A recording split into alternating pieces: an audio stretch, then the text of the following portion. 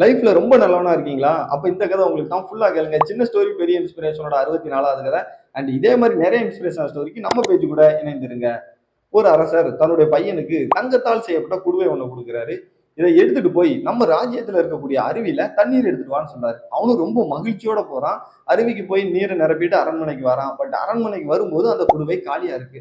சரி, ஏதோ தப்பு நடந்திருக்குன்னு சொல்லிட்டு மீண்டும் அருவிக்கு போறான், மீண்டும் நிரப்புறான், மீண்டும் அரண்மனைக்கு வரான். பட் மறுபடியும் காலியா இருக்குது. பல முறை இப்படியே தொடர்ந்து நடந்துகிட்டு இருக்குது. இதனால அரசரான தன்னோட அப்பாட்ட போய் சொல்றான், அப்பா நான் எல்லாத்தையுமே சரியா தான் செய்யறேன். பட் அந்த குடுவை வந்து காலியாகிட்டே இருக்கு அப்படின்னு சொல்றான். அரசர் சிரிச்சுக்கிட்டே சொன்ன விஷயம் என்ன தெரியுமா? அந்த குடுவையில ஒரு சின்ன துளை, ஒரு ஓட்டை ஒண்ணு இருக்கு. அதை நீ கவனிச்சான்னு. அதிர்ச்சியில அந்த ஓட்டைய பாக்குறான். நீ எல்லாமே சரியா செய்தாலும் அந்த சின்ன துளையை நீ கண்டுக்கிடல அப்படின்னா கண்டிப்பா அது வந்து காலி ஆயிரும்னு சொல்லி சொல்றாரு. அண்ட் நம்ம லைஃப்ல இதே மாதிரிதான். நம்ம எவ்வளவு பெரிய நல்லவனா இருந்தாலும் நம்ம கிட்ட இருக்கக்கூடிய ஒரு சின்ன கெட்ட பழக்கம் ஒரு நாள் நம்ம லைஃபையே காலி பண்ணிடும்.